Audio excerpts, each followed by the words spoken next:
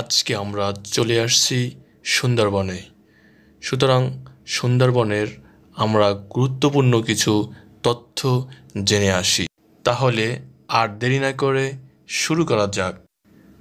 সুন্দরবন সুন্দরবন হল বঙ্গোপসাগরের উপকূলবর্তী অঞ্চলে অবস্থিত একটি প্রশস্ত বনভূমি, যা বিশ্বের প্রাকৃতিক বিস্ময়াবলীর অন্যতম। পদ্মা, মেঘনা এবং ব্রহ্মপুত্র নদীদ্বয়ের অববাহিকার বদ্বীপ এলাকায় অবস্থিত এই অপরূপ বনভূমি বাংলাদেশের খুলনা, সাতক্ষীরা ও বাগেরহাট জেলার কিছু অংশ এবং ভারতের পশ্চিমবঙ্গ রাজ্যের 2 জেলা উত্তর 24 পরগনা ও দক্ষিণ 24 পরগনা জুড়ে বিস্তৃত। সমুদ্র উপকূলবর্তী নোনা পরিবেশের সবচেয়ে বড় ম্যানগ্রোভ বন হিসেবে সুন্দরবন বিশ্বের সর্ববৃহৎ অখণ্ড বনভূমি। 1000 বর্গ কিলোমিটার জুড়ে গড়ে ওঠা সুন্দরবনের 6517 বর্গ কিলোমিটার অর্থাৎ 66% রয়েছে বাংলাদেশের ভিতর এবং বাকি অংশ 34% রয়েছে ভারতের মধ্যে। সুন্দরবন 6 ডিসেম্বর 1997 খ্রিস্টাব্দে ইউনেস্কো বিশ্ব ঐতিহ্যবাহী স্থান হিসেবে স্বীকৃতি লাভ করে।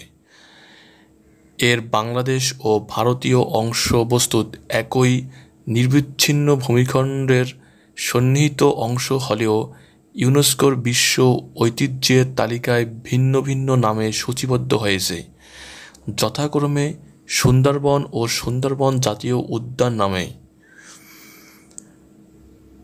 সুন্দরবনকে জালের মতো ছড়িয়ে রয়েছে সামুদ্রিক স্রোতধারা, কাদাচর এবং ম্যানগ্রোভ বনভূমির লবণাক্তসমূহ ক্ষুদ্রায়তন দ্বীপমালা। মোট বনভূমির 31.1% অর্থাৎ 1874 কিলোমিটার জুড়ে রয়েছে নদী-নালা, বিল মিলিয়ে জলাকীর্ণ অঞ্চল।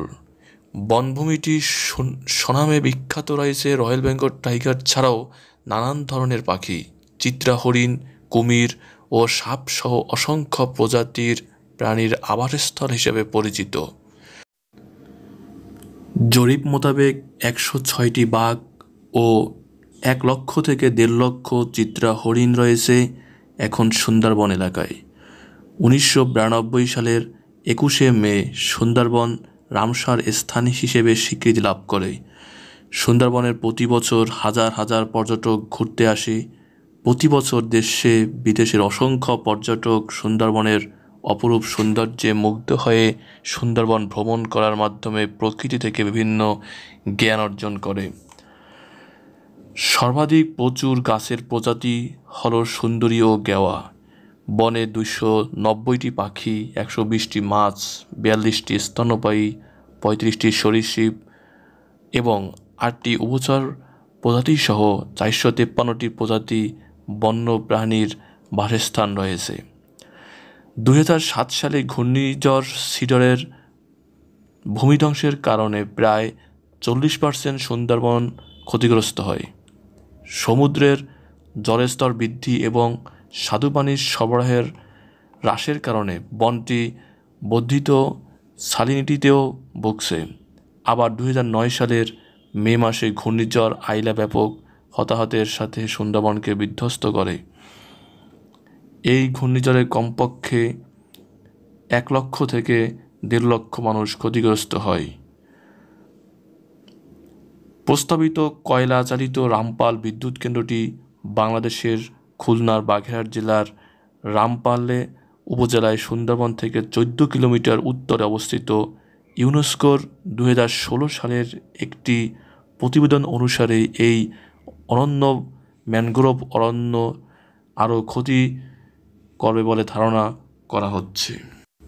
সুন্দরবনে প্রচুর পরিমাণে সুন্দরী গাছ জন্মায়, যার ফলে এই গাছের নাম অনুসারে সুন্দরবনের নাম রাখা হয় সুন্দরবন। মুঘল আমলে 1203 থেকে 1538 স্থানীয় এক রাজা পুরো সুন্দরবনের ইজারা নেন।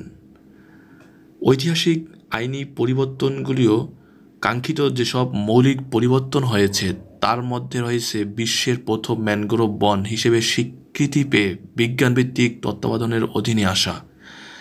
1757 সালে ইস্ট ইন্ডিয়া কোম্পানি কর্তৃক মুঘল সম্রাট দ্বিতীয় আলমগীর এর কাছ থেকে স্বত্বাধিকার পাওয়ার পরপরই সুন্দরবন এলাকায় মানচিত্র তৈরি করা হয়। সুন্দরবনের দর্শনীয় স্থানসমূহ: করমজল সুন্দরবন, সুন্দরবনের চাঁদপাই রেঞ্জের হারবাড়িয়া ইকো ট্যুরিজম কেন্দ্র, সুন্দরবনের চাঁদপাই রেঞ্জের আন্দারমানিক ইকো ট্যুরিজম কেন্দ্র, আন্দারমানিক মোংলা বাগেরহাট, সুন্দরবনের কটকা সমুদ্র সৈকত, শরণখোলা বাগেরহাটে, হিরন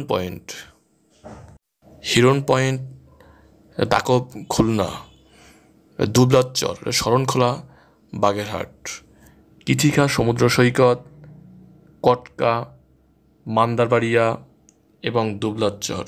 সুন্দরবনের সাথে প্রত্যক্ষভাবে জড়িত বিভিন্ন পেশাজীবী সম্প্রদায়ের মানুষ ও উপকূলীয় অধিবাসীদের জন্য বিশেষত বাংলাদেশের অংশ থেকে সবথেকে বড় আতঙ্কের বিষয় ছিল বনদস্যুদের উৎপাত, ডাকাতি ও অপহরণ। কিন্তু 2018 সালের 1 নভেম্বর জলদস্যুদের সর্বশেষ 6টি বাহিনী আত্মসমর্পণের মাধ্যমে সুন্দরবনের বাংলাদেশের অংশের 400 বছরের জলদস্যুদের অবসান ঘটে।